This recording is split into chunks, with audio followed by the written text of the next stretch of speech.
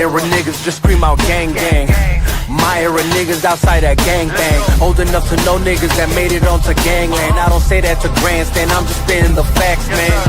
New rappers too busy just making sing-alongs. More raps will have it going savage like the Viacom. You don't want the smoke, homie, then your weed is strong. Good to see you smoke along to that Cheech and Chong. Me and my team, we on the front line. Steady putting the work, homie, it's always crunch time. Hard times produce me, dog. This ain't a movie, it ain't WWE when I mention the bloodline. Homie, I want mine, that's why I move different. Y'all too laxy daisy, I keep myself disciplined. Repetition on repetition, training is rigorous. Only way to survive the streets is dangerous and vigorous. Behavior villainous, leave no traces of witnesses. Moment of silence for the taking of all our innocence. Now back to business, somewhat of a practitioner, cause there's no shortcuts in life, no pills that make you limitless. That's ridiculous, far stuff from reality, like who's that's licorice. Frame of thought is insanity, causing calamity if you actually watching and listening. Hopes and catching out from the dudes that started visiting. How you missing it? Losing profits and dividends. The way your boys been cooking, they need to give me a Michelin. The bliss is ignorant, say they don't like to mention them. They say we don't mention the bodies that's in Lake Michigan. Fucking hypocrites, I separate from the fakes. Run with a pride of lines, identify all the stakes. Hubris as they folly and catch on other mistakes. Matter of time before they're just another body that's in the lake. Navigate, these troubled waters won't choose my fate. My vision is too ambition like Alexander the Great. Say there's much on my plate, but I carry my weight. Figuratively and literally, for all those who can relate. I never break, you never get me to fold. You never get me to leave, Chicago is still my home. But I carry my heat, this windy city is cold. Valentine's Day massacre, but wasn't really Capone. Face blown out of proportion, the different views of contortion. Use best proceed with precaution before you lie dead in a coffin. It's not a threat, that's a promise. Best quit talking your nonsense, your body could end up missing. Got your family claiming we lost them. Can't find them, bad time and he's flatlining. Good riddance, been a negative to mankind. And I'm like Jack Reacher, the equalizer, John Wick, Jason Bourne, the accountant. Either one, you could take your pick. The damage I could do with my style weapon. John Wick with my P40 Smith & Wesson. Opposition lightweight, so I'm not threatened. I'm just glad about the hate that they keep sending. It's really easy talk that rah-rah on the internet. There's words eyes, I heard y'all ain't got your fingers wet. Don't get your cherry pop by the very op. We bust the real ones, got the heavy guap, you just carry prop. Bunch of these gangsters claim to be hard to the core, but they really not like women that claim to be faithful. But they really thought, act like they down, but when shit goes down, they call the city cops. Saints think they know a lot, no dilly squad. Tired of all of this fake shit, with fake asses and fake tits. They fake smiles, but fake lips. Picasso looking with their facelift. What I call the replacement, with the so-called real are the fakest. So the fakest niggas are the greatest. What was common sense no longer makes sense. What was common sense is now rare sense. What was funny then is now flagrant. Living in your thoughts, I don't pay rent. I take my time, you lack patience. Then your blood drip on the pavement. With a headshot, got you brainless. After getting hit with that stainless, killer instinct, call me Craven.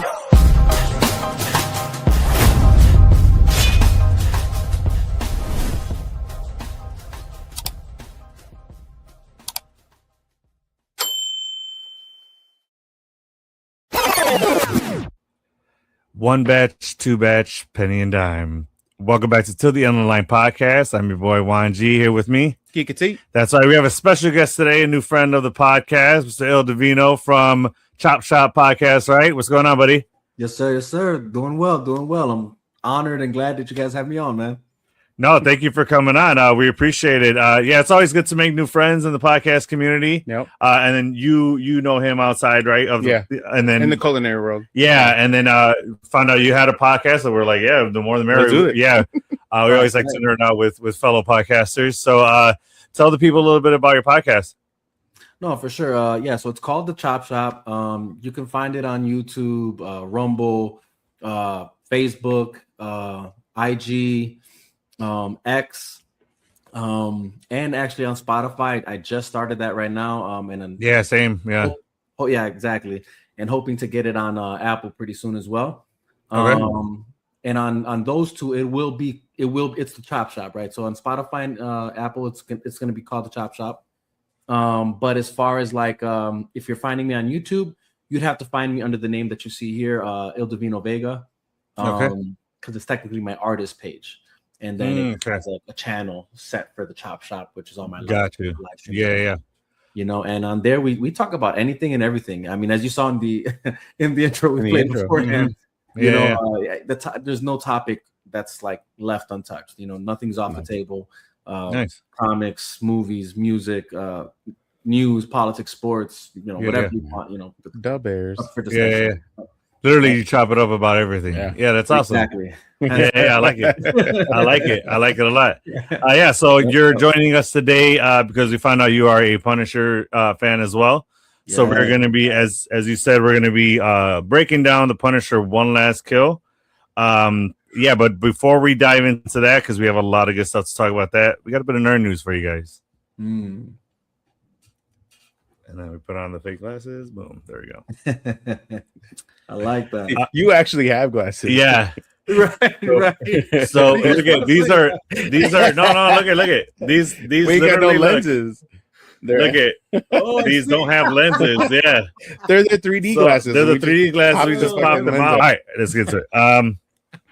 All right, so a few things in their news, a bunch of stuff that I'm excited about. But this first one's a little of a bit of a bummer. The Last of Us season 3 has reportedly been canceled. So let me confirm with that. I think it's a rumor. Oh, okay. I just saw that. I didn't see rumor anymore. Oh no, it is. It is news. You're It is, right? it Yeah. news. So, yeah. I don't know why.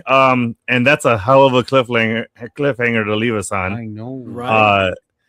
Those who have played the game know what's up. Right. But people like you, I you're don't like, know what? I have not played the game. So I mean, that sucks. But I think a lot of fans fell off because season 2 or were disappointed with season 2. I don't know why. Yeah, I loved it. Yeah, I thought it was great. I liked where they were headed. But yeah, they canceled it for whatever reason. We were even seeing open auditions, or not open, but like auditions for extras and whatnot. Yeah. for extras and stuff like that. So Yeah, like, we were thinking about jumping on. heck yeah, we were trying to do that. Movies, a couple yeah, why not? Yep. to be some extras. But when one thing gets canceled, another gets picked up, apparently. So, Yeah. Alita Battle Angel 2 is now in the works at Disney. That's a dope ass movie. Giant fan of Yeah, Alita. definitely a bit. The movie, the movie was dope as hell. The visuals in that movie were amazing.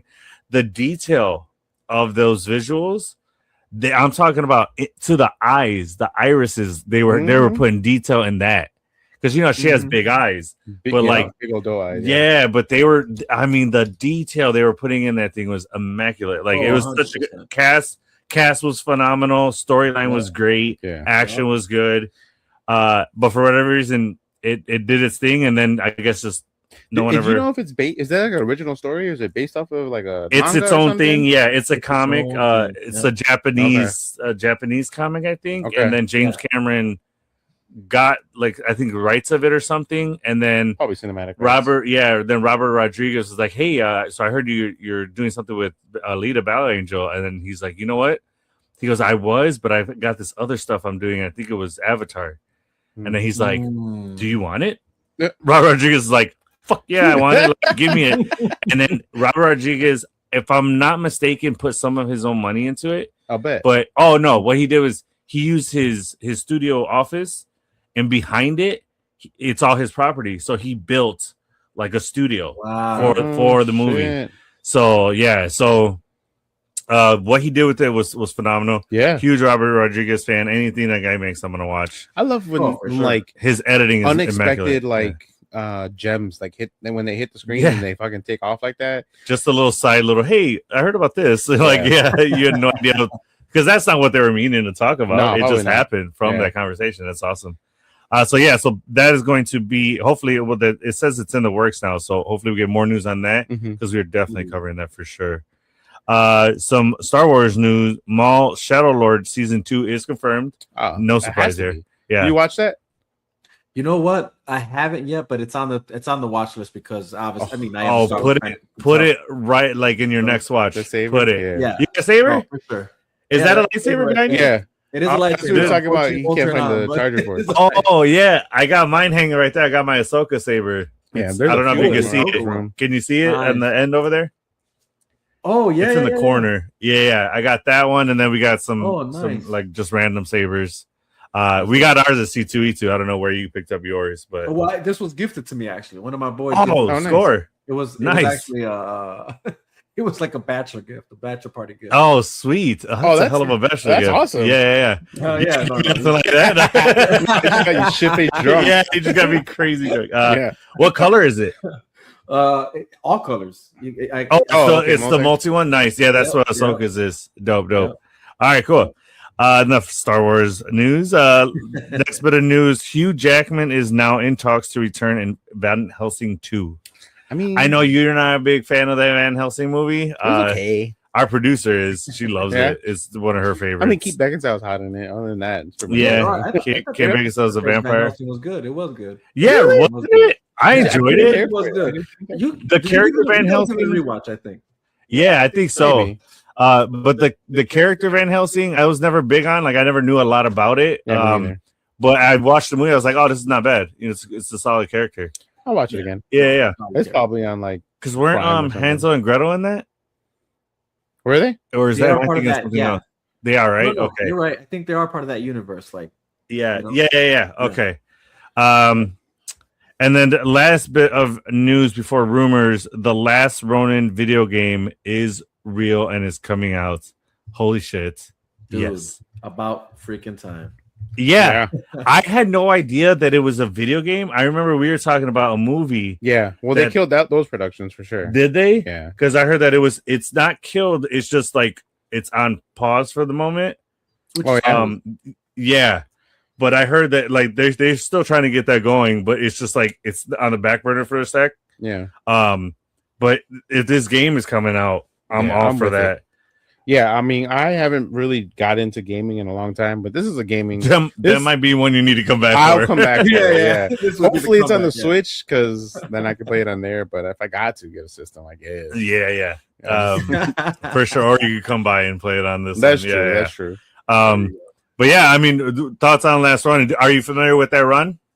Oh, I mean, yeah, that whole comic series for sure. Like one of my, I mean, if not my favorite comic book, it is one of my favorite comic books. Okay, nice. Again, my name, you see Il Divino, but technically it's Michelangelo. Yeah, so this character, I have an affinity for this character. Yes, yeah. You know? And the moment I found out that that's who this is, and then getting into the story plot, you know, but I don't want to root for anybody. Read the story, read this comic. It's by far one of the best comics out there. Yes, and it'll probably even help you prepare you for the video game when it comes out. Mm-hmm. It's a must. Yeah, I'm definitely gonna go back into it. Okay, I didn't even think about that. It could be like a good identifier to as you navigate through the video game. Yeah, I didn't even think about that. Or you'll just know a little bit of background on it before going into the game. Like you'll know what to expect. But yeah, I'm definitely gonna try to dive into the last one, and I have one that's called The Lost Years, where it shows like other kinds of turtles. But like the female one, it's something like that. It just shows a bunch of them on the cover. Yeah, and they're in just like distant land or whatever. But I do want to get the last one, and that's on my list. It's in the cart, you know. So yeah, I would definitely want to be getting into that for sure. But we're excited for that. Your cart. Yeah, seriously, yeah, it's right at the top. Yep, for sure. All right, so we got one rumor to talk about. Kenobi season 2 has been rumored to have entered development phase. Mm-hmm. So that's awesome. Because last we heard it was just like getting greenlit or talks about it was just they're doing. Like, yeah.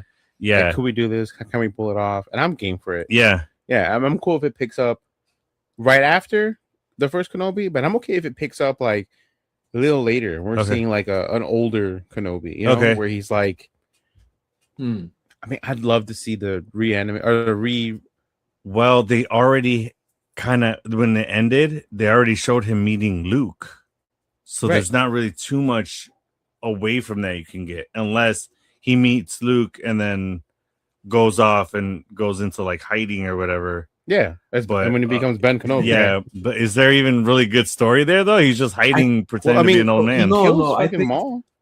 Oh, that's right. I'll be honest. Yeah, and that's another thing, right? That is another thing. My thing to this is this, and I know this is probably. I know I'm gonna probably get a lot of like stones for this. Yeah, but if I'm be honest, it's always gonna happen. You can say anything right, and it's still yeah, exactly. Yep. What do you got? But the reality for me is season 2 would be the redemption because season 1, I feel they dropped the ball a lot, in my opinion. Okay. I hated the fact that they wasted time with the Leia story plot that they gave it. I didn't need that because I just and this is coming from someone who's just a purist in the sense of like I like things to make sense. I like it to and not just make sense, but I like it to feel authentic, right? Mhm. So there's nothing in the story plot, right? Like when you get to A New Hope or anything like that, right? That would insinuate that, you know, like that Obi-Wan had ever met Leia, right? Oh, okay. And for me that was the issue. I didn't need that. Like I'm cool with everything else but that. You know what I'm saying? Like I really didn't need that. You know, personally, in my opinion, I feel it was like almost like lazy story writing. Now you're bringing up a good question in the sense of like, what would they do? That's like, yeah, find out what would he do actually realistically, like in what should have been is my whole point, right? Like in the sense of like if he is on Tatooine and he, as we know he was, right? From A New Hope, from even from the end of Revenge of the Sith, his task was to watch over the boy. That was the task, not this side weird quest that happened. You know what I mean? Okay. Dig deep, make an interesting story plot that exists there. And on top of the fact, oh yeah, you already have this other thing that exists, and that's that Obi-Wan and Darth Maul do fight one more time. And we could have gotten that live action rather than, in my personal opinion, again, no, if you liked it, you liked it. And and here I'll put it like this. Actually, I did like it, but I hate that I like it because I also know that canonically it doesn't actually make sense. You just wanted them to have done more with it.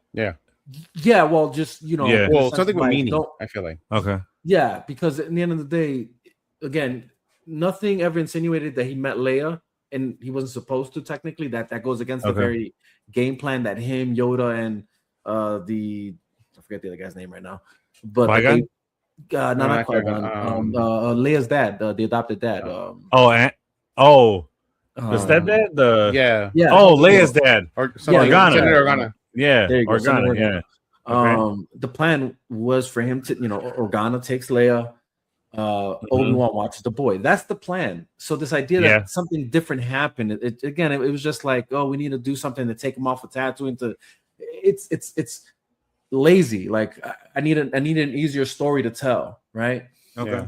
That's how I feel personally. One, and then two, the fact that you had to meet up Darth Vader again, that goes against the very canon of things, right? Like the next meetup is supposed to be in A New Hope, right? That's from Revenge of the Sith to that's the next meetup. I don't know if that's supposed to be the next meetup. That's supposed to be the last meetup, but I felt like that meetup that he did with Vader in that show was huge for them two storyline, because that was Obi-Wan's way of like letting go of Anakin with that fight. Ooh. Yeah. So like I don't know, I felt like it was necessary. I get what you're saying, was like, because you're in a way you're kind of looking at it as through the eyes of the original series, which you kind of can't, because I get it, it's canon, but like there's so much untold within those stories that you can go in and be like, oh, this also happened. Yeah. But then you're like, well, but in my opinion, I agree with the Leia part.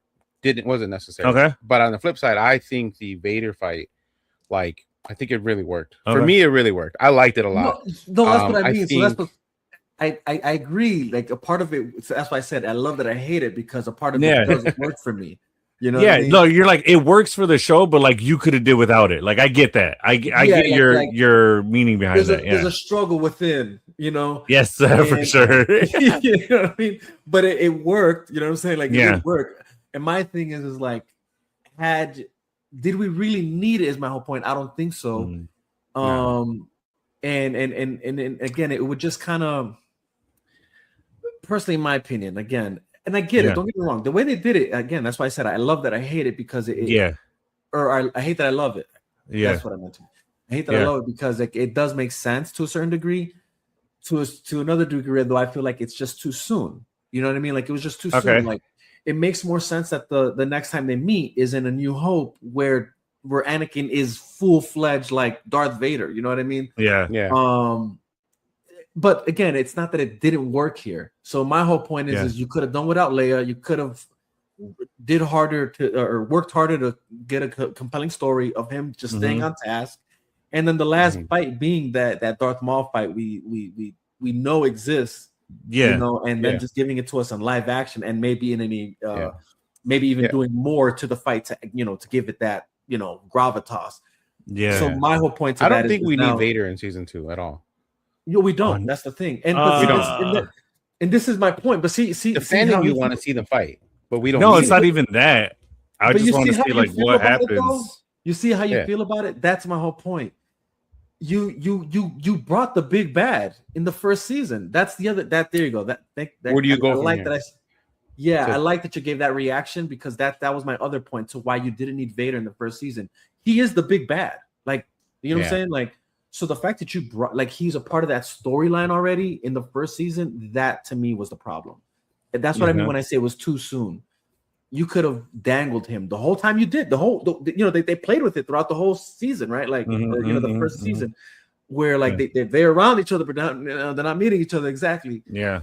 And we could have, that would have been the dance. That could have been the whole dance the whole time. You know what I mean? Save it for the end kind of deal. And then save it till you finally are done with an Obi-Wan series. And he could have been, boom, and then whenever moment they meet, boom, and then you hope. You feel me? That's the point I'm trying to get across. Yeah, that's fair. All right. Then you're really gonna like the Darth Maul series. Because what you described really fell into place. What happens? That's how they did Darth Maul. Yeah, really? With Vader and looming in the background. Yeah. But he talked bad about Obi-Wan, so we're gonna end this call and then. I'm kidding. No, I'm kidding. No, honestly, I could see your point. I could see his points on it. Here's my only things to that, real quick, and then we'll get off of nerd news. Yeah. Sure. The Leia thing, I felt like they gave us because realistically in Star Wars, we don't have anything on Leia. There's nothing really about Leia's upbringing. They could have had her, or they kind of touched on it in the last episode, or was it episode 8, where it showed her and Luke practicing, and she takes Luke down, and then she gives up being a Jedi because she knew what her life was going to be from that, and that's what she didn't want. So she gave up the lightsaber. So there was a story that we could have had, but we didn't. So I felt like they did that just to give Leia some background. And that's why they showed the little, because I get it. It pulled focus from Obi-Wan. And it gave this side story that nobody was expecting. We kind of didn't need. It was cool to see. But like, I think like they only did it to service Leia's character and give her more background. That was it. Just to show like, oh, she was a badass and she was a kid. Fair. Yeah, then going forward, we have the right people in charge. Yeah. You know what I mean? Like, cause like I was not a huge fan of the Acolyte. They ruined that whole the dyad and the twins. Yeah. All right, cool. The face says it all. He agrees. Yeah. I think any real Star Wars fan feels that way about it. Yeah. So I think realistically, like even if like we're covering the one shot, right? It's a one shot episode, right? Yeah. I'm okay if they do like a Leia one. I'm okay if they do a Luke one. Yeah. You know what I mean? Or an Ahsoka one. Yeah. That's my point. I feel like they just like look, these characters mean. I get what you're saying. They mean something. So give them something.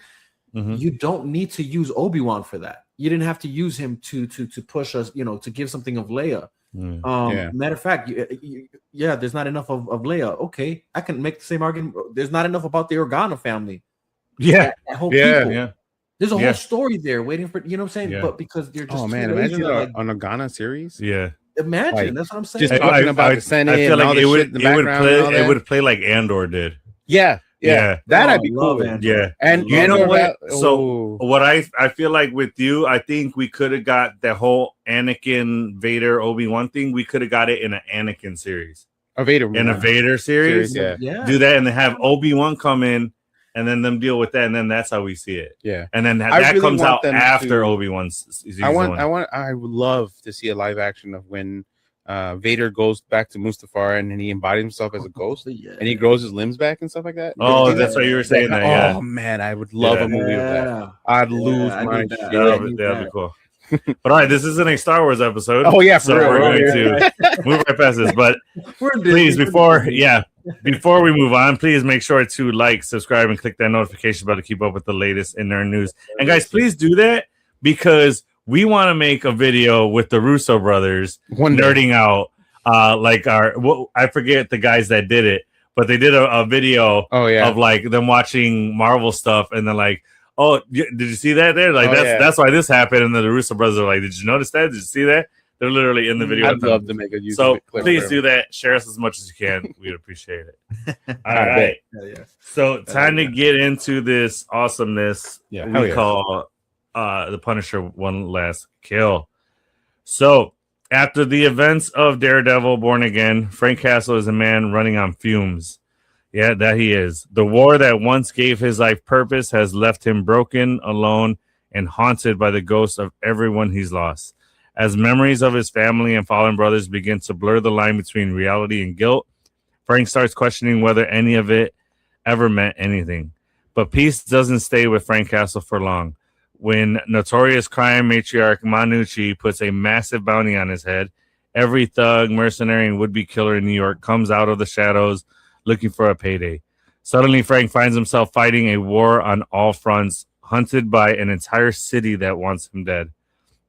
What starts as a desperate fight for survival quickly becomes something much bigger. As the bodies pile up and the ghosts of his past grow louder, Frank is forced to confront the question he's spent years avoiding. Is he still fighting for justice, or has he become just another man consumed by revenge? And by the time the smoke clears, Frank Castle will have to decide whether the Punisher's war finally ends or if one last kill changes everything. Just real quick thoughts on the special. Il Divino, what did you like it? Did you dislike it? What were your thoughts on it? I overall enjoyed it. It was a great watch. I do have some issues with it, but I think we could. Please don't tell me it's the CGI thing when he falls through the AC unit. No, not that at all. Because that what? The internet was wilding for that. Like it was literally like 0.8 seconds of a shot, and you're like, what? It was kind of that bad. To be fair, I didn't even notice it until I went back and watched it because they said it. Oh man! Like I saw him. I saw how it looked, but like it didn't bother me as much. Or I didn't pay attention to that as much until I went back and watched it. And then I'm like, okay, I see what they're talking about. No, I noticed it. That one, I'm very forgiving when it comes to those things. I'm very forgiving. Yeah, it's like 2 seconds of the entire 49-minute special. Like, chill out, you know what I mean? Does not take away from the story, you know. I mean, it is what it is. Because I'm like, would you rather see John Berthal go through an AC unit? No, thank you. Yeah. Or how about, you know what? You come in, you go through the AC unit, and we'll film it pure like that, and then we'll put that in there. Hey, Jackie Chan did it his whole career. All right? Jackie Chan never went through an AC unit. He fell from tall heights, but he never, he smashed himself a bunch of different ways, but never through an AC unit. You know what I mean? Oh, that is crazy. Sure. Yeah. He had a pinball machine hit him dead in his face, but like, the Rumble of the Bronx. But all right, cool. So overall you liked it. That's good to hear. Overall, I liked That's it. good. Like I said, I have a few things, but we can save that for like I don't know if there's like I don't know if this is the time for it. We're gonna go through it when we get to the part. You let us know. Yeah. Kiki, your first thoughts on it? I enjoyed it. I thought it was. It ended really emotional. That's good.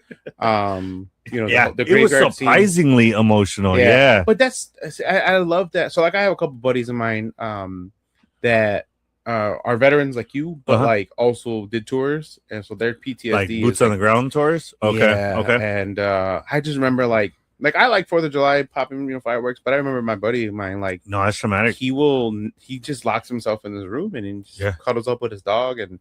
So like the amount of things that they go through, the PTSD side of it, it's crazy, and it's deeper than just like, it's deeper than just. I want to give this moment too to talk about a little bit about that. I'm glad you brought it up because it's deeper than just like, oh, you've been through some bad stuff. Like, no, it's a hormone imbalance, it's a chemical imbalance in your blood. Like it could do like that kind of stuff in wartime and doing what they do, physically changes your body, your mind.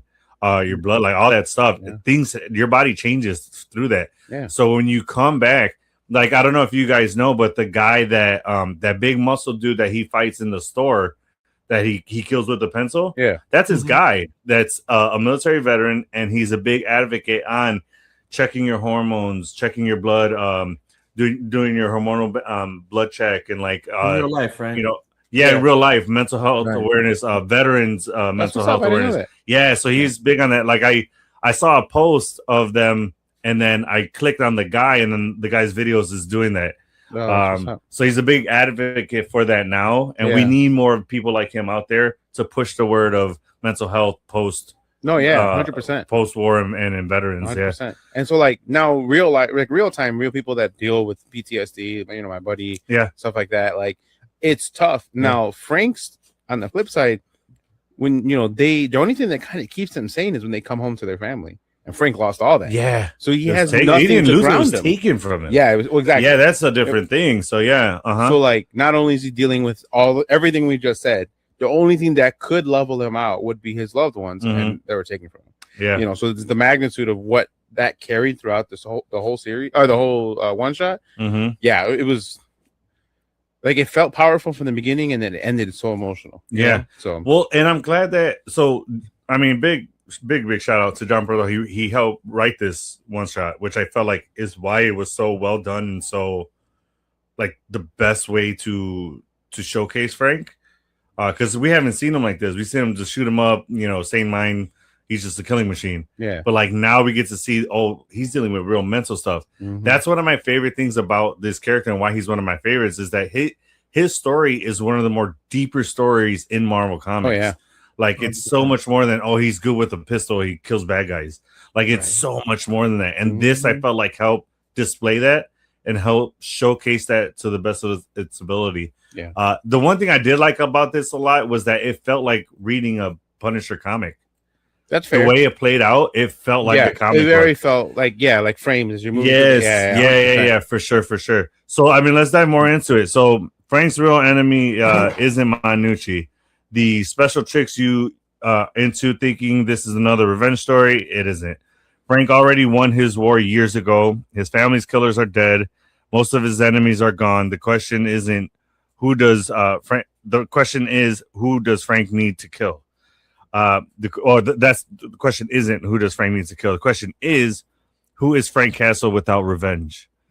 It's kind of the Steve Rogers stories, like who is he without war? Yeah, you know what I mean. That kind of man at a time. Yeah, that kind of thing. Just in a weird like all he's known is like getting revenge or what's the next mission. He's on a mission. You know, he always he doesn't have mission, anything. Like so, his objective isn't like I said. His family usually when you come home, they usually calm you down, they help you center. Yeah, you still deal with PTSD, but at least you have your loved ones to go through it. Yeah. And he don't. You know, and it's tough. Like yep. All right, what are your thoughts on that? No, 100%. I think actually let me say this because I'm realizing, you know what, there's no other point to mention this. So I'm just gonna say this. The only issue I had really was I guess I was kind of coming off the season 1 Daredevil ending. So I just didn't know where Born Again? Yeah. So this where he's in the jail? Yeah, and then he just gets out free. Yeah. So I was hoping that there was like some sort of continuation to that. You know what I mean? Okay. And you just don't get it. And that's true. You don't even get it in season 2 Daredevil. They just bring in Jessica Jones, which again, that's fine. I have no issue with that. Yeah. My whole point is like there was no like what the hell just happened? Like where'd Punisher go? You know, he just leaves. You know what I mean? Yeah, there was. You're right. There was no explanation between season 1 and here. I just know that there was some time had passed. Yeah. So this is what like he broke out, and then this is where he's at now, kind of thing. So that's my only issue is like you just there's no then that's not even a big issue, really, right? No, it's not. Like, like I said, that's why I was able to enjoy it regardless. But for someone who did watch Born Again season 1, I'm like, well, what happened from that time till now? Yeah, and I guess if there is an issue here is that I just don't like that there wasn't more to go on as far as like why did he kill the entire Nucci gambit of heads, you know what I'm saying? Like there's just no clarity on that, you know, other than just like the mission, which again it's fair. Well, I thought that the Nucci family was in part to deal with who killed his family. Is that what it was? They were one of the people involved in killing so the his way family. I took it from when he just gets let out of prison, he's just been this like aimless wandering soldier. Gets out from prison when? Or jail, right? Oh, he broke out. Oh, it broke. Yeah, Yeah, He right. let out. The guard didn't be like, here you go. What threw me off there personally is just like it's like, all right, my guy, you like, you know, Kingpin for sure. You're like that. His whole thing got you in there, and knowing, and I guess that's what threw me off, right? Season 1, season 2, Netflix Punisher. Mhm. This guy is a man on task. Yeah. Mhm. You know what I mean? Like the moment Yeah. you F with him, he's out Yeah. to get you. It's Oh, just 100%. out of character that he just somehow moved on. That's what I was like, huh? Okay. That's what it was. Like you think he would want payback for Oh, Kingpin for locking him sure. up? Yeah. Yeah. Oh. This is So who he is. here's what I think: what was missing from You know. season 2 in the regards to Punisher, Mhm. he wasn't even mentioned. yeah, Like nothing. Matt could have been like, "Hey, Frank got out, Yeah. so Yeah. he's off, you know, in hiding Yeah. or doing That or, something." like I told him to The only- not come back. You know what I'm yeah. saying? He told him I'll take care of it or something like Yeah. some kind of like close To that explain. story of Yeah, exactly. Exactly. Even though he was a That's all I side needed. character in season 1, yeah, but like the only mention was like when Bullseye was like, "Oh, I see Frank Castle here at the Yeah, diner. He's got a that's gun," fair. but that wasn't even anything to do with Frank Castle, really. No, Yeah. He just Yeah. baited the task force. But Right. I kind of am with you on that. I would have liked to have had some kind of explanation of what happened when he broke out, even just like an opening scene of like him breaking You out don't and think getting we'll there. get some flash to it in Spider-Man movie? No, No? I don't think Spider-Man is going to touch on Frank's past or what At he all? got to come here. Yeah, I feel like Frank is going to be in there doing whatever is on the ground, the street level that Spider-Man's dealing with. I think their paths are just crossing. I don't think like he's there to team up with Spider-Man. Like they're fighting in the beginning or whatever. Yeah. So I think like I don't know. I feel like okay, yeah, it goes season 1 Born Again, the Punisher special, and then Brand New Day. Yeah. But I don't think those have one to do with the other. I think they're just timeline order. Right. That's fair. You know what I'm Like a saying? So chronological like I don't think they have to explain. Like I said, I'm with you on Although- this. It could have been nice to find out what happened, but yeah. Are we getting a Kingpin reference, or is he even in Brand New Day? I don't believe it's I don't think Kingpin. so. No. Right, it's not right. Okay, so yeah, that He's out. The what's her name's the mayor now. His chief of staff is His now the chief of mayor staff, yeah, the because she's the one who Right, gives Savannah. Spider-Man the key to the city. yeah, that's true. right. In the preview, we see that. Yeah, so You see that in the preview. Yeah. yeah, I don't think it's him. They said that there's going to be a bunch of villains in Brand New Day, right? Yeah, there's like Boomerang, Yeah. Tarantula, a bunch of crazy ass. Like The hand is Yeah. probably going to be in there. That's what we're thinking they are. I still think it's going to be Daredevil, Punisher, and Spider-Man in that movie So working together. now to like bring it back to the question, because I know I kind of veered us off, No. but it's because I realized like there's really no other time to mention. Yeah, this. yeah, fair. But to the question, like, who is Frank Castle without revenge? And this is just me trying to like add to the conversation here to a certain Mhm. degree, because I feel like didn't we get that though, kind of like in season 2 of Punisher Netflix, right? Like the mission he goes on, if we remember in season 2 of Punisher in Netflix, it's him essentially just trying to help out this little girl, or I say little girl who reminds him of his daughter in certain ways. And Yeah, it's yeah. like, that I guess that mental trauma of like not being able to protect his family, so he's here not going to protect her. But essentially, it wasn't his mission in the sense of what we saw in season 1, where he was out to Right. get those that literally wronged him. Right. And I guess that's why that's why personally for me, maybe I missed the connection of the Nucci family in this. And that's on me. For not doing my homework there, but now I'm at least now that does bring me some satisfaction. Like, oh no, okay, they had something. So okay, now that satisfies that for me. Okay. But yeah, I just feel like, well, I think in season 2 we kind of did see that. That's my whole point. Like we did see Frank that was willing to. It wasn't about his thing anymore, right? It was him. Yeah. Obviously, if you guys remember, he was at the bar. He's essentially just trying to live life. Yeah. And then it was that whole he got caught up in that whole thing with the girl. You're like, yeah. right? Because he's that guy. Like I'm seeing everything Yes, happening. So he knew she was in danger. Right. I say that to say that I will say I was kind of quite and it's not a bad thing necessarily. Like again, it's like who can literally put a stamp on how the trauma works. Yeah. What I will say is that it just seemed like in season 2 he was still dealing with it, but like it wasn't as heavy as it was in season 1. Yeah, that's fair. Yeah. And his focus was on the girl. The only time that he was kind of like veered from that was when it turned out that this dude his general had no his boy with the face oh yeah, the bad guy. Yeah. The one with they're going through trauma and stuff like that, right? Dealing with psych. I know what you're talking about. I can't remember. Is that Jigsaw or something like that? Wasn't it? The character, the puzzler or something like that. Something. Oh yeah, his villain name, like the villain alias Jigsaw. But I was trying to think of the guy's actually his brother in arms. The character's name. Yeah, I can't remember that. No, yeah. It's like I feel like okay. Yeah. But all that to say that's like the only moment you see him like get into that like, oh, I need to end that because that's part of that chapter, you know. Yeah. But I don't know. I guess I felt like you don't get the I guess this feeling or this idea that he's still dealing with things. Okay. That I guess it was kind of again. This is what kind of like had me for a spin a bit when it came to this episode where because I'm like, wait, what's going on? Like, you know, like I could have sworn he seemed like he was okay in season 2. Yeah. You know, he seemed like he was dealing with things. He's going through, you know what I'm saying? Like,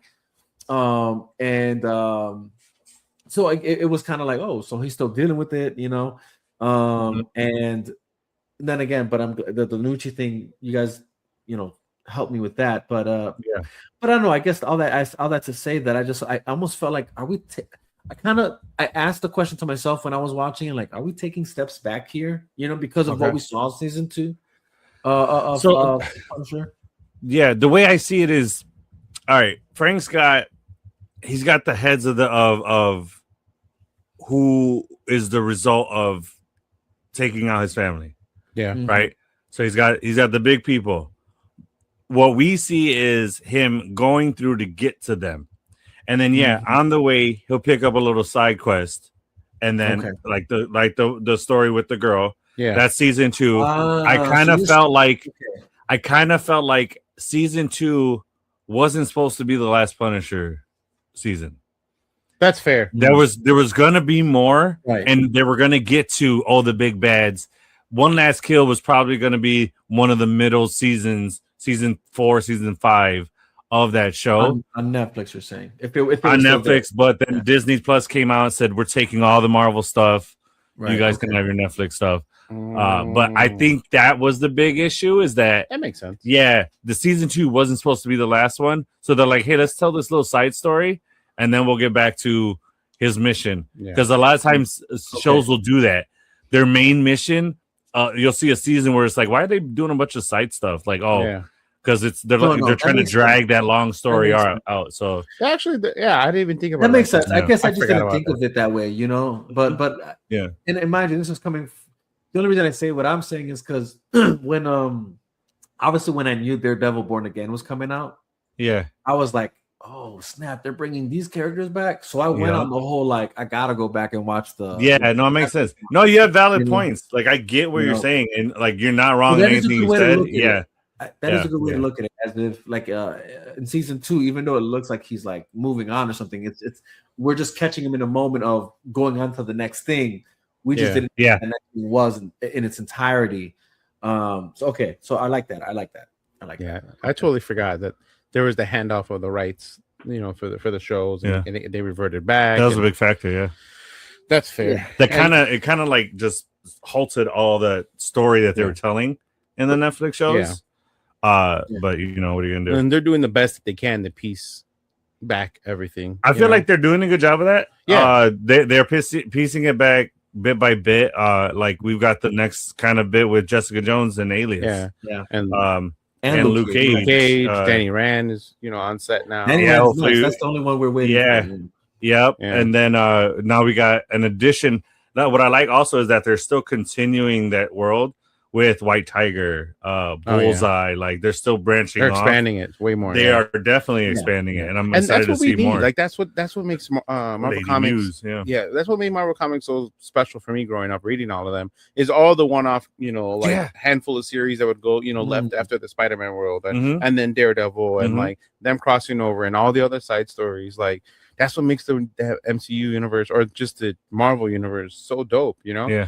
So like I found this out by I think listening to Regs. He was talking about how was it Reg? I forget where, but it was Kingpin was originally this fat dude, like just the boss that's like making moves happen and stuff like that. But then one shot of him like lighting a cigar, it kind of like showed him in a different light and like showed his muscles. And then that's when he was pulled from the Spider-Man world into Daredevil. Yeah. And then that's when he became a big bad villain of Daredevil. Yeah. So Daredevil is really the ones where Kingpin grew. Yeah. So like stuff like that, I think it was nice to see Kingpin more shine the light on in Daredevil Born Again, like he was in the Netflix show. Yeah. But I feel like here they turned it up a bit. Oh yeah, because we got to see him in the political world and stuff. What's crazy about what you're saying right now, though, right? Like, so I got into comics later on, right? Okay. And I say that to say that you're saying in the comics, Kingpin became who he became through the Daredevil, like once he branched off into the Daredevil thing, right? So it's crazy when you're saying that to me. I'm like, well, damn, that's crazy because I was kind of thrown off when we first got that Daredevil movie back in the day with Ben Affleck, right? And Kingpin's the villain. Because I remember as a kid, I didn't get to read comics as a kid, but I was definitely watching the cartoons. And in The Amazing Spider-Man, Kingpin is Spider-Man's villain. You know what I mean? And it would be Daredevil who would come and make an appearance on the Spider-Man cartoon. Yeah, right. You know? So to me, Kingpin was always Spider-Man's villain. Yeah. And so when I saw him in the movie, like being Daredevil's villain, I'm like, oh, this is crazy. I thought he was Spider-Man's villain. Yeah. Again, not knowing, and obviously. Yeah. That's the thing with like, I feel like with all the New York Marvel characters, they all just share.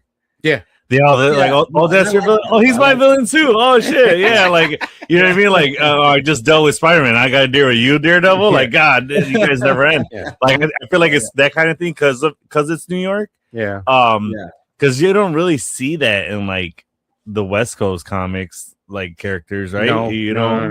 Everybody's got their own, like I would say it's not even just the East Coast, it's just New York. That's what I'm saying. It's literally just New York specific. New York, because it's the boroughs. They got the boroughs. That's big that they got boroughs, and you got Harlem, Manhattan, and these characters are in their own, even Captain America, right? Like that one scene with him and Spidey, like like I'm from Queens and whatever, and Brooklyn, you know what I'm saying? Like it's a whole thing, and then you got Daredevil, and this guy's from Hell's Kitchen, you know what I'm saying? It's a cool way they do that, you know what I'm saying? With the whole, characters there, and then you have a tower in for sure, the Baxter Building, Fantastic Four, like there's so much centralized out of New York. There's a lot going on in New York. All right, so real quick, let's talk about some of your favorite scenes, some of your favorite parts of the special. We'll go with our guest, El Divino. What do you got? It's anything that jumped out at you? No, for sure. It's for me. It's that whole apartment complex sequence. For me, it's that nostalgia. Like when I say nostalgia, I mean like, for someone who really appreciated what Netflix did with those series. Seeing that Disney's trying their best to emulate that, you know what I'm saying? And I will, if I'm being honest, like for sure, they're a little bit off, but like not too off. You know what I mean? And I know that they can't go too crazy. I get it. Not enough to where there's a difference. It shows a difference. Yeah, but not enough to exactly. But they're doing enough to make it seem like okay, we're gonna give you that. You know what I'm saying? Yeah. And that whole sequence, just from floor to floor, just.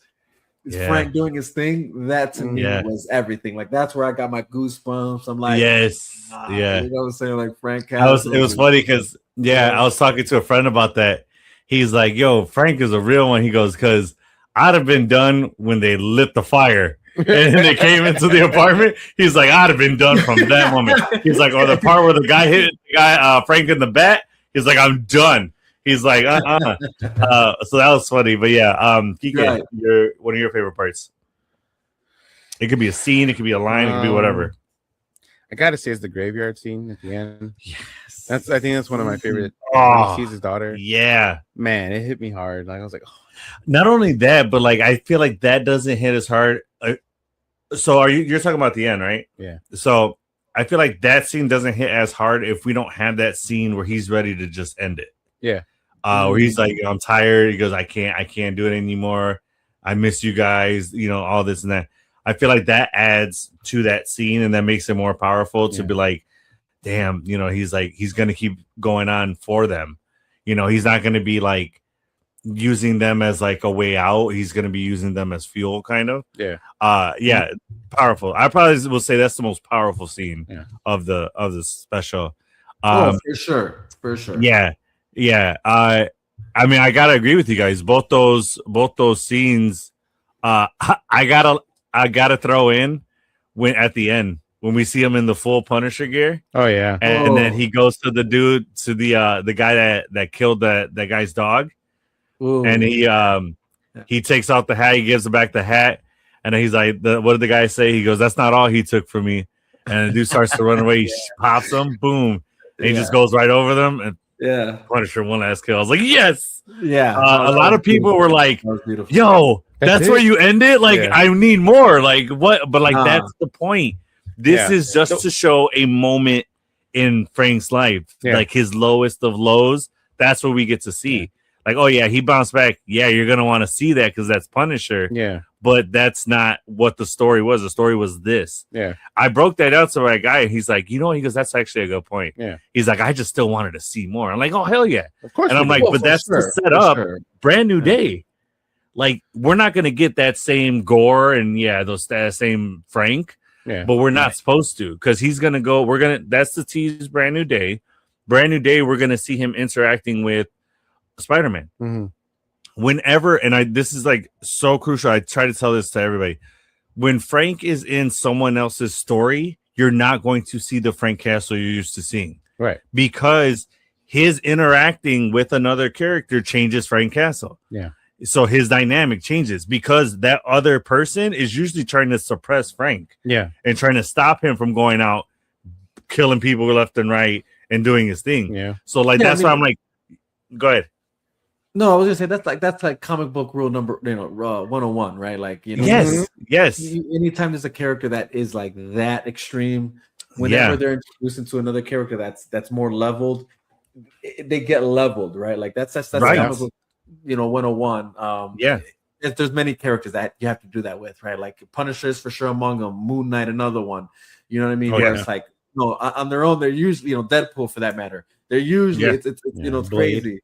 But But the moment they come into this world, they have all right. Let's their dynamic changes. Their dynamic exactly. Has to change. Let's rein them down a bit, and usually they find a way to make it make sense, right? It's another character that's like trying to like, hey, let's calm. And honestly, I wouldn't be surprised if that's what we do see in Brand New Day, right? It's Spider-Man's, Peter Parker's his moral compass that's trying to bring Punisher to like, or steer Punisher, you know what I'm saying? Gonna be his spidey senses that are maybe even catching bullets with a web, you know what I'm saying? That'd be sick. Well, he webs them in the mouth, no, to shut him up. He webs his gun, but it's a grenade launcher. He ain't stopping that. So he shoots it, and then after that, like Spider-Man comes back and slaps him out of the back of the truck he's driving. Oh yeah. And then when he does that, he goes to cousin Spider-Man. Wes Mo, go home, Frank, and he swings away. So I'm so happy that we are getting to see a Spider-Man Punisher interaction on screen. Yeah, because I never thought we would have got that. We already got Daredevil Punisher interaction. Great. Yeah. We kind of got Spider-Man Daredevil. Yeah. Not really. As Matt, though. Yeah, we got Spider-Man. We got Peter Parker, Matt Murdock interaction. Well, that's what I was gonna say though. Hold on. Tell me What's you guys up? have seen the talks about this. This is rumor. I don't think it's confirmed yet, right? Uh-huh.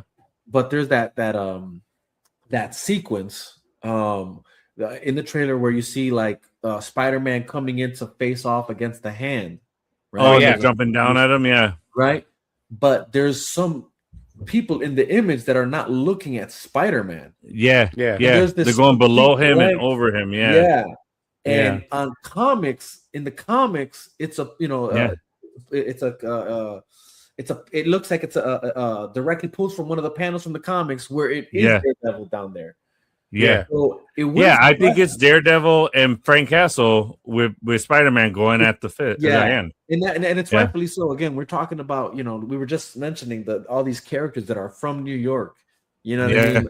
You have to do that. I just there's no way you're not doing the trailer. The trailer is literally riddled with comic covers. Of Spider-Man. Yes. So like, how do you it's everybody's seen it. Like you got away with it in No Way Home.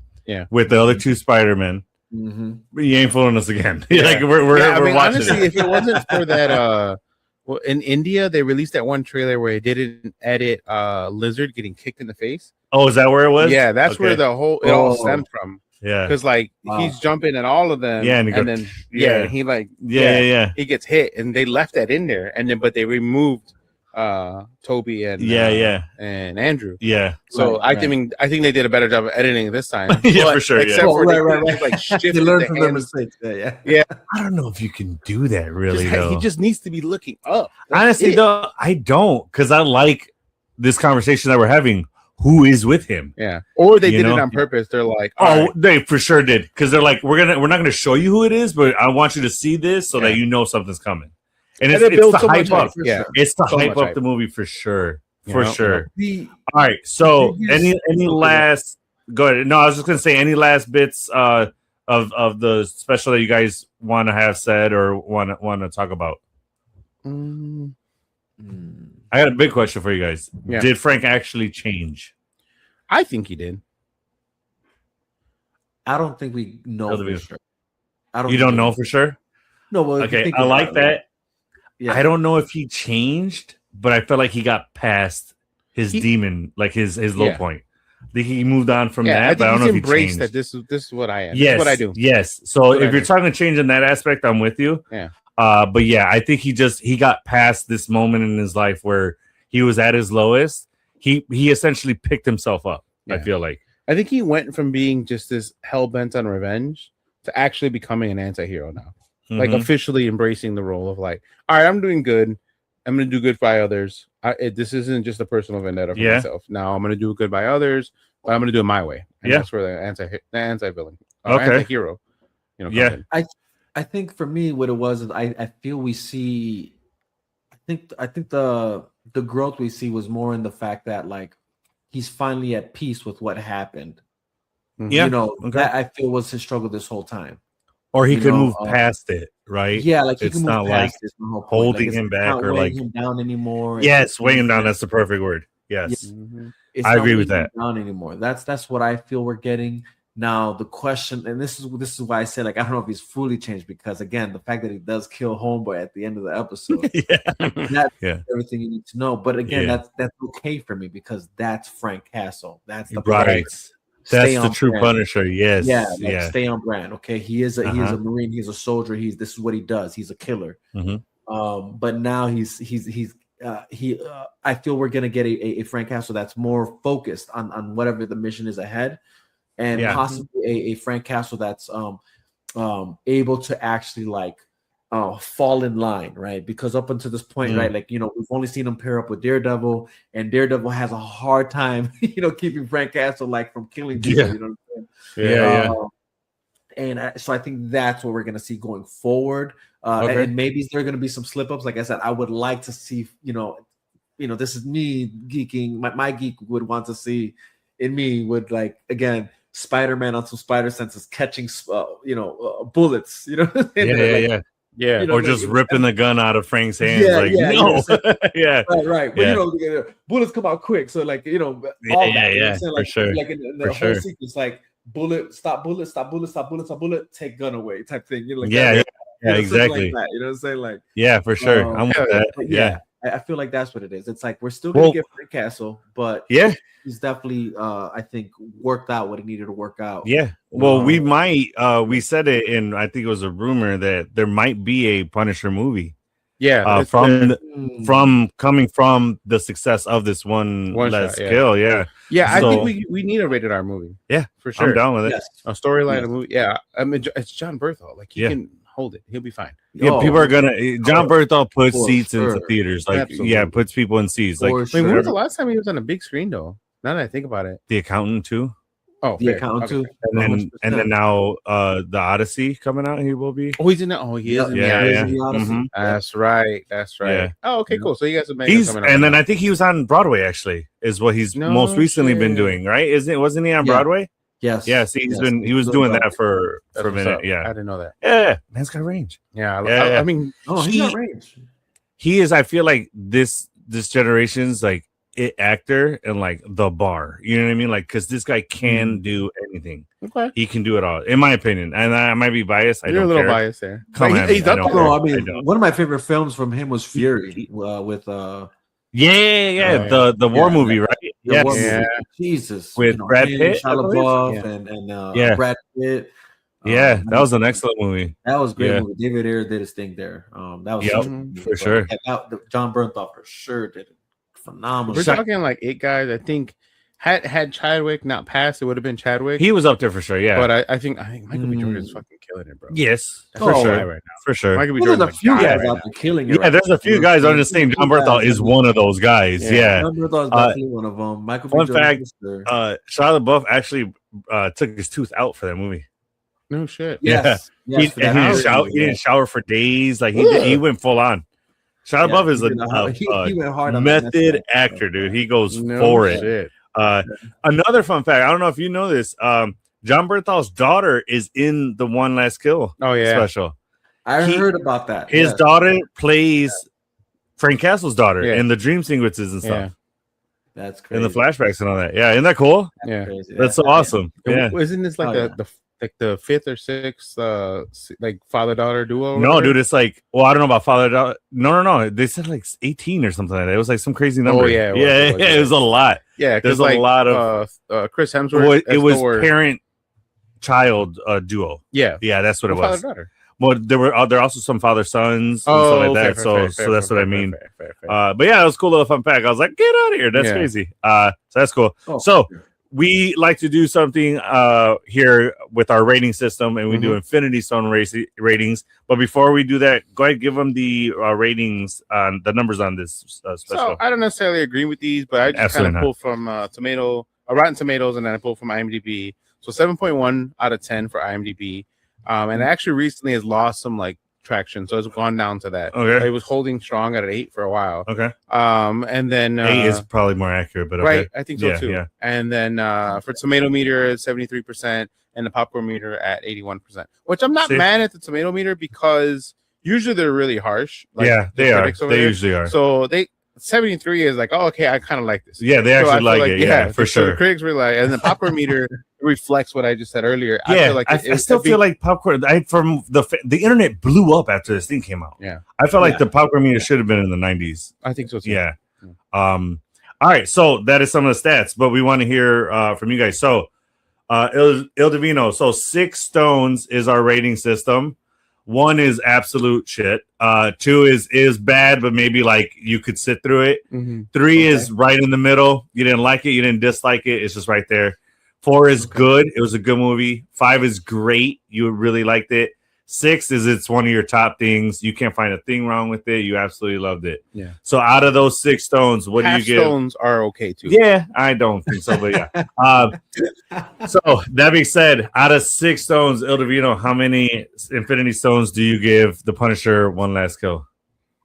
Okay, so that well, that was funny. It's funny you said that. I'm so sorry because I was gonna say 4 with the cracked stone is what I was gonna say. I mean, I like that. The crack stone, I like that. But go ahead. If you want to give it a half, by all means, feel free. So 4.5? I feel like it's somewhere between good and great. I can't say it's absolutely great because of the things, the issues I kind of mentioned.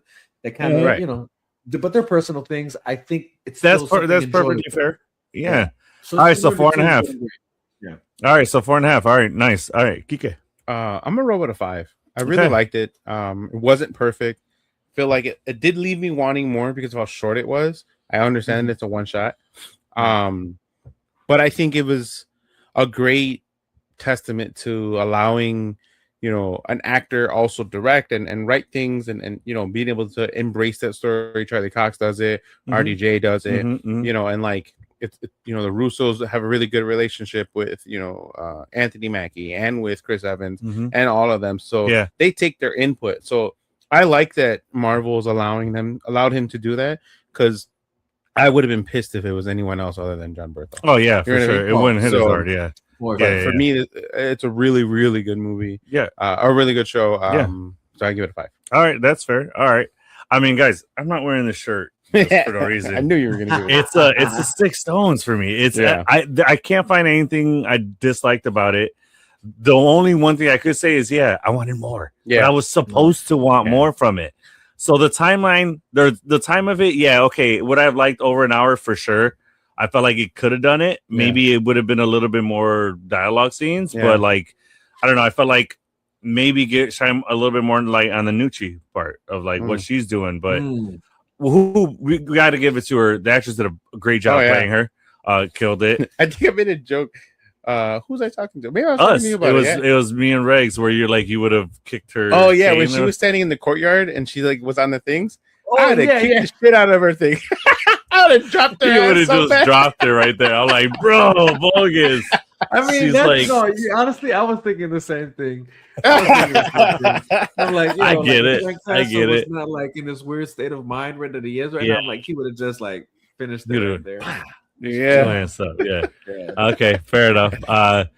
But like I said, I can't find anything wrong with it. No. I would have liked more. Of course, it wasn't Marvel's biggest story, but it was definitely one of the more personal ones.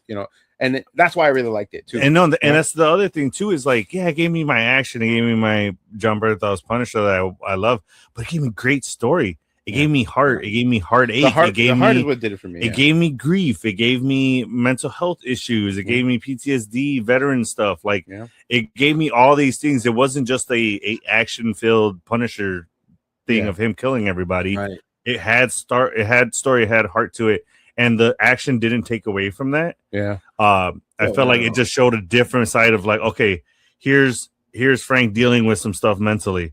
Here's him, how he deals with it. He goes to work and kills people like crazy, but then he goes back to feeling like in his feelings and in his head, and seeing his ex-veterans that people with his unit, hearing him talk to him and like dealing with that, it was just top notch. And then you get the stuff with his daughter and like the graveyard scene. Yeah, the graveyard scene, stuff like that. Like you can't do better when telling Punisher's story than that, in my opinion. I just needed more. I just need to. I get it. I get that. I have a question here though. Think about this. Yeah. Honestly, like I think we all know we needed more. Yeah. Like, we all would have been. Like for you to be honest, we would have been better off with more, right? Yeah. And I wonder, and again, like, look, I'm a hard critic. I'm a hard critic when it comes to anybody, right? So, that's fair. For me, I wonder, were you guys? Disney, right? Like referring to Disney. Were you guys too afraid to go deep into another Frank Castle story of that magnitude? Okay. Because the reality is, like you mentioned, like they really could have and this goes back even to my main issue, right? Like there could have been a more direct connective tissue given to us between him and the Nucci family and the whole hit list he did. Those could have been episodes all in one. Like each person that he killed within the Nucci family could have been an episode. You know what I mean? And they chose not to do that, right? And then I wonder if it's that were you guys just too lazy to give us that? Yeah. And you said no. I think that's what it is. Is that if they did, they would have to have given him either a season or a movie. Yeah. So I think they're like, hey, let's just give you this little thing, see if it works, see if people like it, and then we'll go from there. But like, but is I get you though. I get it. They're asking that question though. Is my whole point, because it's like what do you mean you want to see if it works or not? Like, it worked. You know what I'm saying? Yeah. Yeah. Clearly it does, yeah. You know what I'm saying? It already worked. You know what I'm saying? Like, Yeah. Punisher Netflix series was one of the best series they had. Like, it works. People love the Punisher. You shouldn't have to ask this question. And if or are you afraid of, like, oh, are we gonna literally do the same thing all over again? It's like, yeah, it's okay to do that. Like, it's my like, I don't know. Like, I wonder, like, is there nobody there saying that? Like, no, this is the Punisher. Like, even in the comics, this was the Punisher.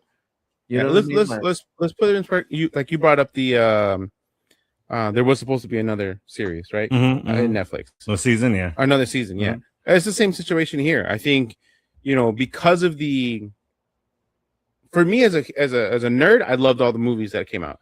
There weren't, you know, Quantumania was okay, you know, it could have been better. You know, there's a lot of movies where we had some like things that fumbled, you know, but like, and they didn't do the box office numbers that, you know, Marvel's used to doing. Fine, you know, not everyone hits, you know, it is what it is. But I think this was also being produced and written and during all the structure that was being put in place. So Brad Winderbaum being a part of television and over television and animation, and then Kevin over the MCU. So none of that structure was in place when this was being produced and made. So I think going forward, like, hey, we started with this, let's just roll with it. We know it's going to be a hit. I don't think they didn't have faith in it. They didn't have faith in the structure that they had before. Okay. So now I think they have that winning formula back again. You know, it's like, you know, think about it. It was Phil Jackson with the Bulls, and we killed it. And then Phil Jackson left, the Bulls fucking sucked. You know what I mean? But then he went to the Lakers, and then they redid it again. So that lull in between Jackson being with the Bulls and the Lakers, we didn't get to see him. No one really was killing it with him with the basketball offense. Yeah. So Kevin's back. Kevin, you get what I'm saying? Yeah. Like that's where we. I thought you were gonna go with the analogy of like the Bulls being Punisher, and Phil Jackson leaves, and the Bulls suck, and the only thing we got close to like greatness with the Bulls was Tim Thibodeau coming onto the team. Yeah. Yeah. Oh no. It wouldn't have been a bad analogy. I'm just saying. Yeah. Fair.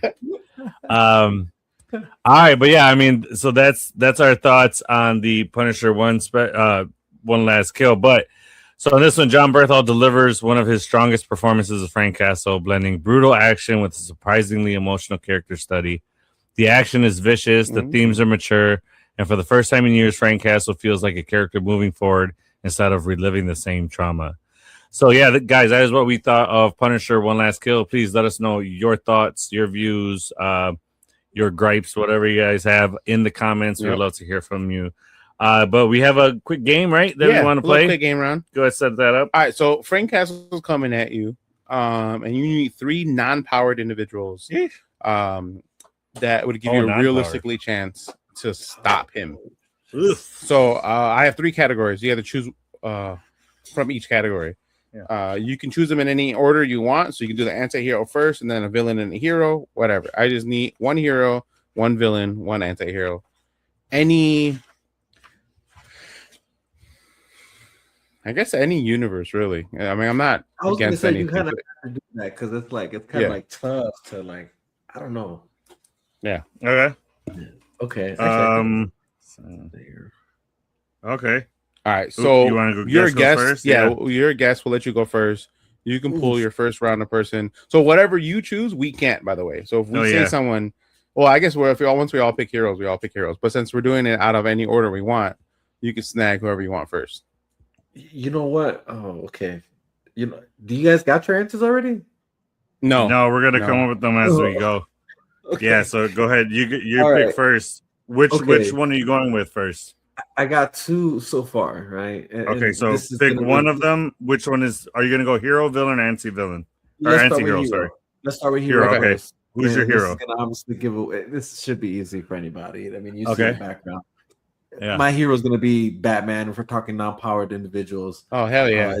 The hero is going to be Batman. Oh, we're crossing universe? Yeah, any universe. Any universe. Okay. All right, so you got Batman? Okay. Yes.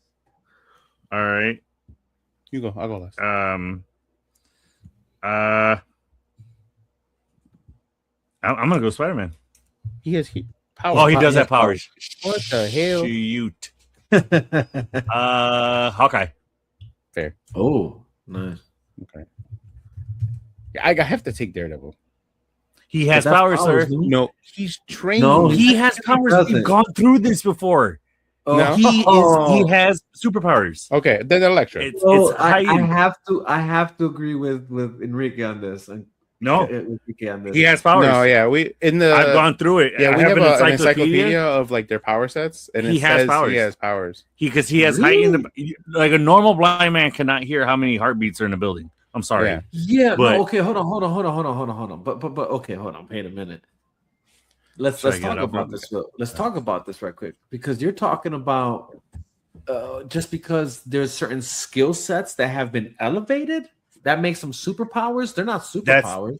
Yeah. Because that's the Chris, equivalent of saying Batman has superpowers just because he's trained his body to peak. And let's just be honest, they say No. peak condition, but let's just be honest, it's nowhere near true human peak.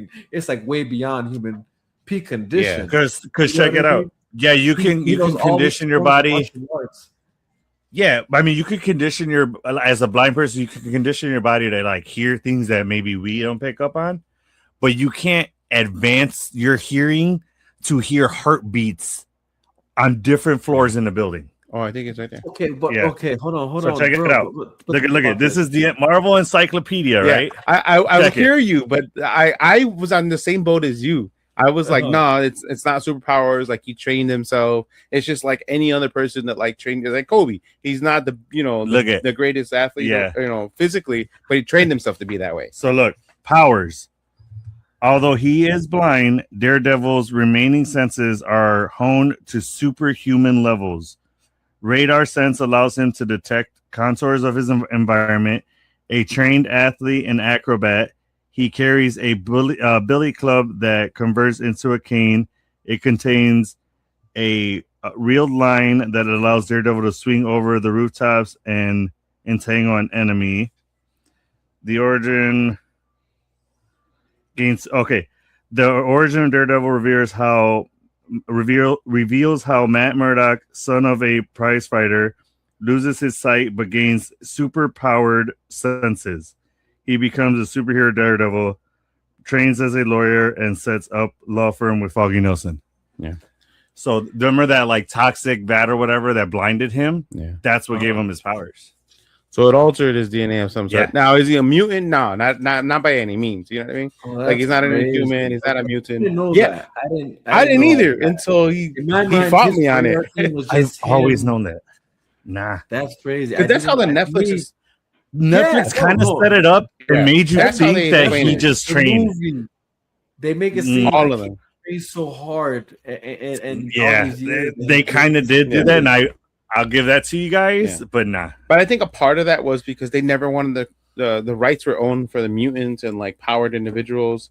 Like all that verbiage was they really can't owned by. Yeah, so they tiptoed Okay. around it. But according right. to the so that I went with Yeah. Electro. Electro's I'll take. Electra? She's an anti-hero. She's So an she'll be my anti-hero. anti-hero. Yeah, she definitely is. Yeah. So, So I'll take you're Electra. gonna come back to your hero then. Yeah. All right. So go ahead. What was the other one that you had? Was it a villain or anti-hero? Villain. Well, okay, we'll go with villain. I was going down the Okay. list. Villain. I'm gonna go with Lex Luthor. I'm just gonna go Lex Luthor. Oh, solid. Yeah. Oh, that's genius. That's Yeah. a good one. yeah. He is a genius. Shit. Yeah. Okay. Oh, we got. Damn, that's well. No, I'm last. Oh yeah. I'm gonna go Mysterio because he Ooh. can make Frank see some stuff. Oh, That's damn. He can make him see his kids being killed over and over and That's over fucked again. up. Damn, that is Yeah. crazy. That is punches. mad. And I think I win the Oh. villain category with that one. That's a good one. God damn. And he doesn't have superpowers. That's well He established. sure does. All right. So But you know what? I'm gonna take Kingpin. He's really well connected. He's got a lot of does he have muscle powers, power. Remember, he has enhanced strength. You know what? I'm not gonna split hairs. I'll give you Kingpin. All right, That's bet. just not. It's It's not like he No, can that's fly or that's a good shoot a. question, though. That is a good question. Yeah. but yeah. I think he technically does have enhanced super strength. Yeah. But that's not. I'm not gonna split hairs on that. I bet. All right. So I think I have anti-hero left. You got your anti-hero. I got anti-hero left as well. Yeah. All right. Honestly, anti-hero. Non-powered. Are there non-powered anti-heroes? These are all not yet. No, there's a few. There's a few. Yeah. So I you can go either way with this, you know, and honestly, like, there's no wrong answer here with the two of them, like that I'm deciding between. Absolutely no wrong answers. Yeah, they're essentially the same character. But honestly, in my mind, I'm thinking it could either be a Bullseye or Deadshot, one of the two. And I guess I'll go Deadshot since I'm all DC so far. You know okay. Yeah, you are here all DC. They just came over this universe to stop Frank. Okay. Yeah, exactly. And maybe that's the reason why I'll go with Deadshot, because Frank has stopped Bullseye. Yeah, right. That's fair. Give me one second. I'm trying to pull up the list of like non-powered anti-heroes. No, off the dome. I didn't look at the dome. I don't know any off the dome that's non-powered, because mine all have the ones I like Black are Widow all technically can be an anti-hero. No, she has but the she's serum. She has a serum. And she's not like full on superpowered, but Crossbones. he's not he's a villain. He ain't an anti-hero. Oh, you need an anti-hero. I need an anti-hero left. Yeah.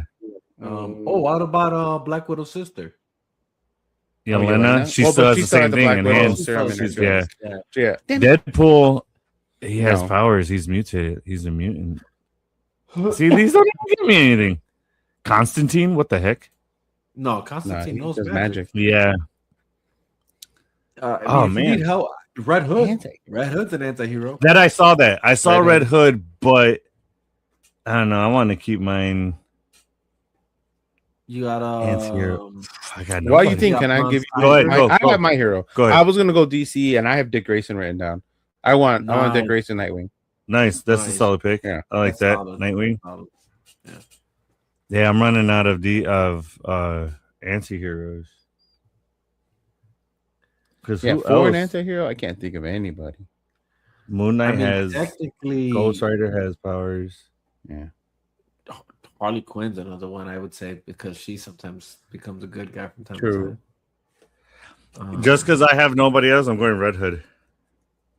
There you go. I mean, you can't Red go wrong. Red Hood is my guy. Red Hood is my guy too. Yeah. I cosplay as him as C2E2 every year. Ooh, so yeah, I got the hood. Off air, I'll show it to you. It's the eyes light up. Oh, damn, nice. All right. So Ildivino, go ahead. Give us your list of hero, villain, anti-hero that you want to go stop Frank Castle. Go. So my list is Batman for my hero, Lex Luthor for my villains, and again, you're talking about two of the most brilliant minds in DC. So that's that, and then if you just need some precision target acquired type shit, Deadshot. You know what I'm saying? Deadshot, and that's only because I couldn't go with Deathstroke because he's technically a super soldier. So yeah, that's true. Yeah, that's right. All right, Kike, you're. All right, so my hero was Dick Grayson, Nightwing. My villain was Kingpin, and then my anti-hero was Elektra. Nice. But I have a question. I was gonna choose Kraven as my villain. He has powers. He does, right? Yeah. Mm-hmm. Okay, that's how he is able to live. Yeah, because remember he like his eyes light up and like he goes that's true. The animal instincts and all that. That's true. All right, so my hero is Hawkeye, my villain is Mysterio, and my anti-hero is Red Hood. And I don't know about y'all, but I feel like my team takes it. Mysterio alone, he could do more than what Lex Luthor. Like Lex Luthor is cool, but he's all sidetracked with Superman. That's also true.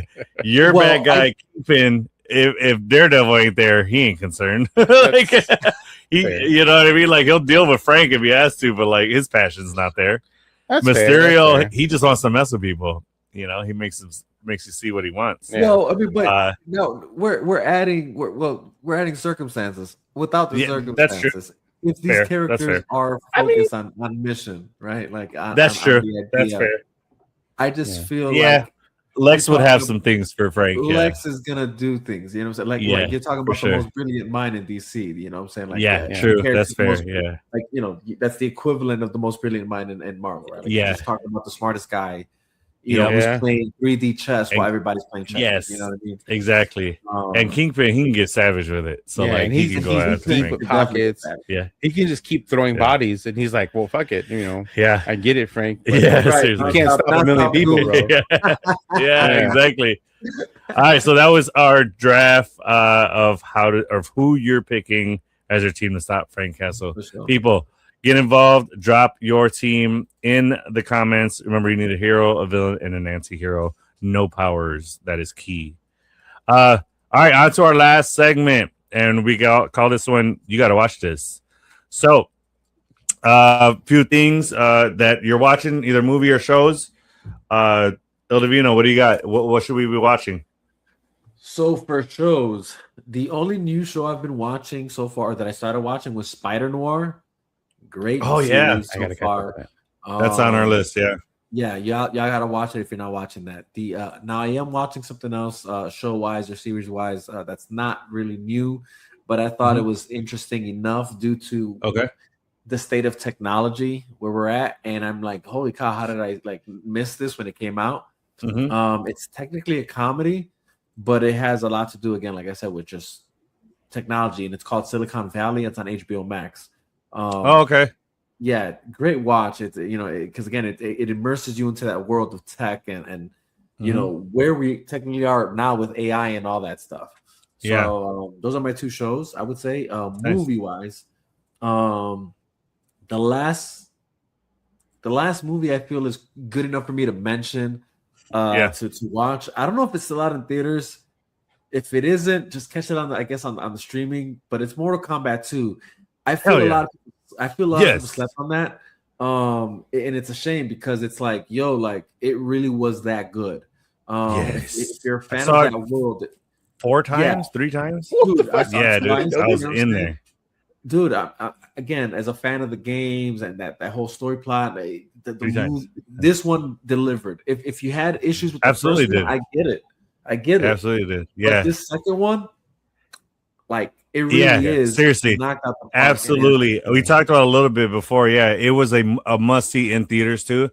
I don't know if you know this. In IMAX, in laser IMAX, it showed their health bar at the bottom of the screen. No freaking way. Yeah, man. I did not know that. God, a buddy of mine. God. Yeah, I know.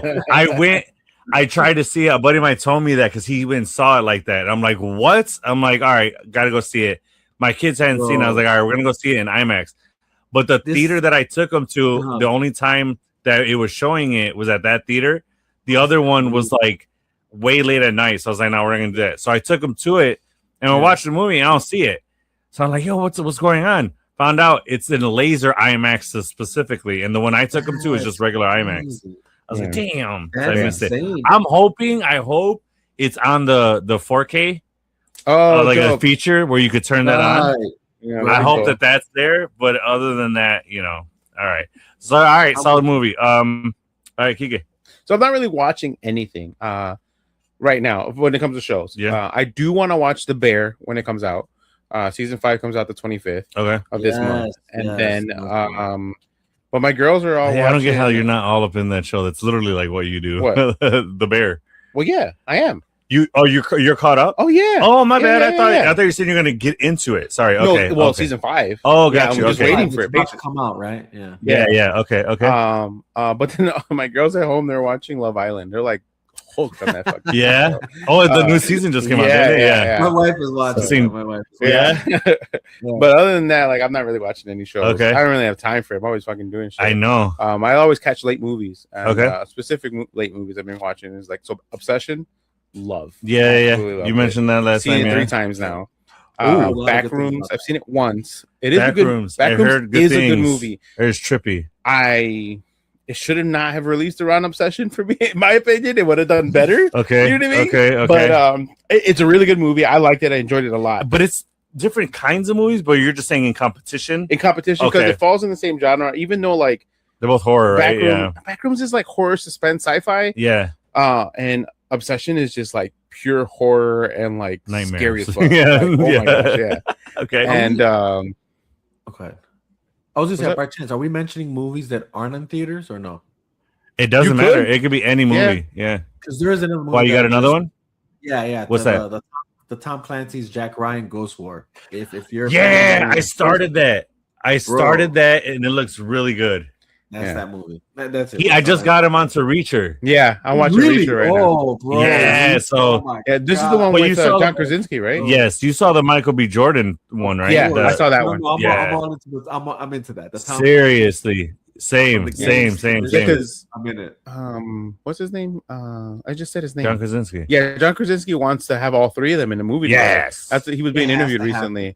That'd be dope. And he made a crack at like because of Michael B. Jordan's success. He's like, I think he's got an opening in like 2034 or something. Like that. Yeah. All right, so that's what you got. Yeah, Obsession and Backrooms. Those are my movies right now. Nice. Okay. Those are two I want to see. I feel like Backrooms is gonna give me crazy nightmares or crazy dreams, but all right. No, watch Obsession. Yeah. All right. Yeah, I want to cover it. No, I know.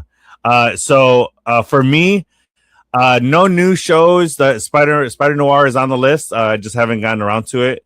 But I am still watching Great British Bake Off. I love that show. I don't care what anybody says. It's hilarious. Tell me it's worth the watch. It's so funny. It's so good. And then like you see people like just baking. What's wrong with a baking show, you know? But that's it for shows.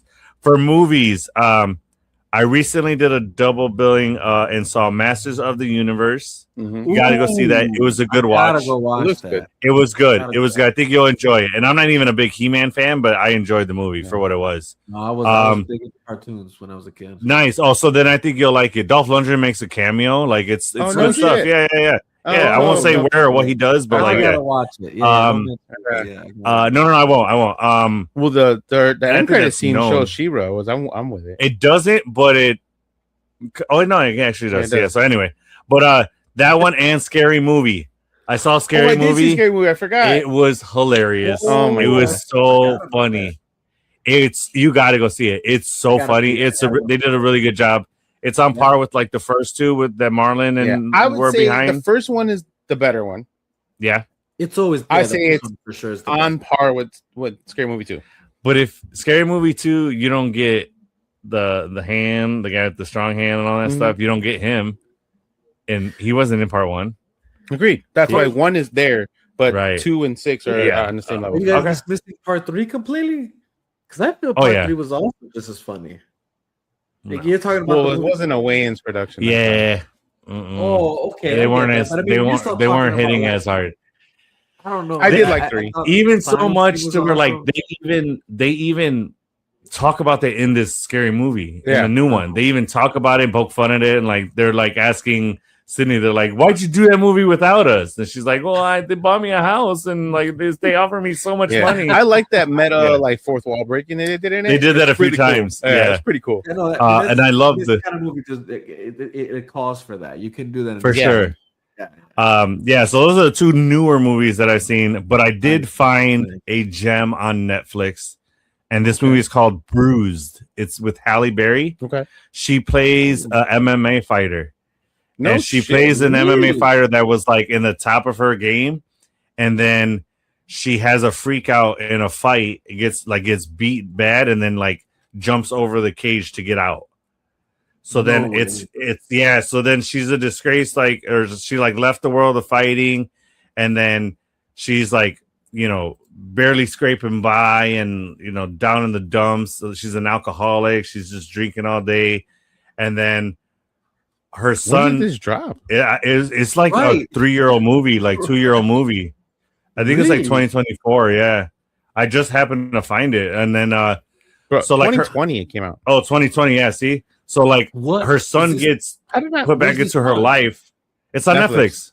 It's a Netflix original. Yeah. Okay. So the movie's about her getting back into the world of fighting, and it's so good.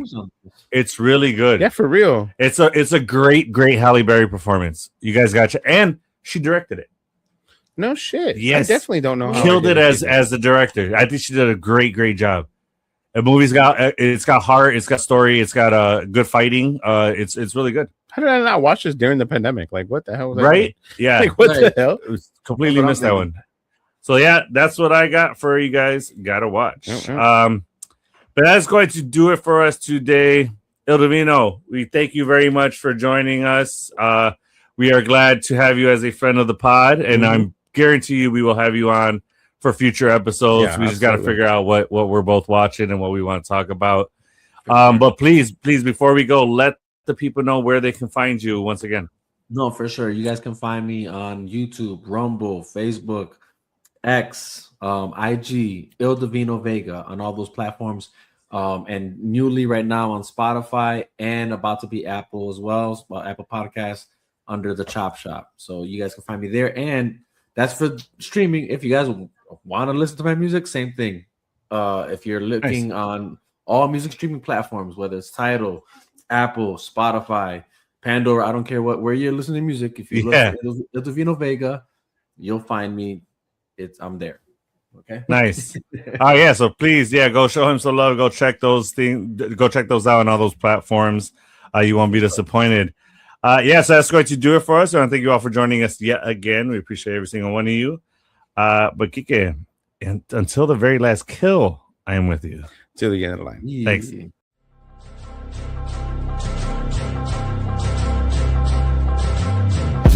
New era niggas just scream out gang gang. My era niggas outside that gang bang. Old enough to know niggas that made it onto gangland. I don't say that to grandstand, I'm just spitting the facts, man. New rappers too busy just making sing-alongs. More raps will have it going savage like the Viacon. If you don't want the smoke, homie, then your weed is strong. Good to see you smoke along to that Cheech and Chong. Me and my team, we on the front line. Steady putting in work, homie, it's always crunch time. Hard times produce me, dog. This ain't a movie, it ain't WWE. When I mention the bloodline, homie, I want mine, that's why I move different. Y'all too laxy daisy, I keep myself disciplined. Repetition on repetition, training is rigorous. Only way to survive the streets that's dangerous and vigorous. Behavior villainous, leave no traces of witnesses. Moment of silence for the taking of all our innocence. Now back to business, somewhat of a practitioner, cause there's no shortcuts in life, no pills that make you limitless. That's ridiculous, far set from reality, like loose that's licorice. Frame of thought is insanity, causing calamity if you actually watching and listening. Hope you catching else from the dudes that started visiting. How you missing it? Losing profits and dividends. The way your boys been cooking, they need to give me a Michelin. The bliss is ignorance, say they don't like to mention them. They say we don't mention the bodies that's in Lake Michigan. Fucking hypocrites, I separate from the fakes. Run with a pride of lines, identify all the stakes. Hubris as they folly, I'm catching other mistakes. Matter of time before they're just another body that's in the lake. Navigate, these troubled waters won't choose my fate. My vision is too ambition like Alexander the Great. Say there's much on my plate, but I carry my weight. Figuratively and literally, for all those who can relate. I never break, you never get me to fold. You never get me to leave, Chicago is still my home. But I carry my heat, this windy city is cold. Valentine's Day massacre, but was it really Capone? Face blown out of proportion, a different views of contortion. Use best proceed with precaution before you lie dead in a coffin. It's not a threat, that's a promise. Best quit talking your nonsense, your body could end up missing. Got your family claiming we lost them. Can't find them, bad time and he's flatlining. Good riddance, bit a negative to mankind. And I'm like Jack Reacher, the equalizer, John Wick, Jason Bourne of the accountant. Either one, you can take your pick. The damage I could do with my side weapon. John Wick with my P40 Smith & Wesson. Opposition lightweight, so I'm not threatened. I'm just glad about the hate that they keep sending. It's really easy talk that rah-rah on the internet. There's virtuous eyes, I heard y'all ain't got your fingers wet. Don't get your cherry pop by the very op. We bust the real ones, got the heavy guap, you just carry prop. Bunch of these gangsters claim to be hard to the core, but they really not like women that claim to be faithful. But they really thought, act like they down, but when shit goes down, they call the city cops. Same fools think they know a lot, no Billy squad. Tired of all of this fake shit, with fake asses and fake tits. They fake smiles and fake lips. Picasso looking with their facelift. What I call nigga replacement, with the so-called real are the fakest. So the fakest niggas are the greatest. What was common sense no longer makes sense. What was common sense is now rare sense. What was funny then is now flagrant. Living in your thoughts, I don't pay rent. I take my time, you lack patience. Then your blood drip on the pavement. With a headshot, got you brainless. After getting hit with that stainless, kill instinct, call me Craven.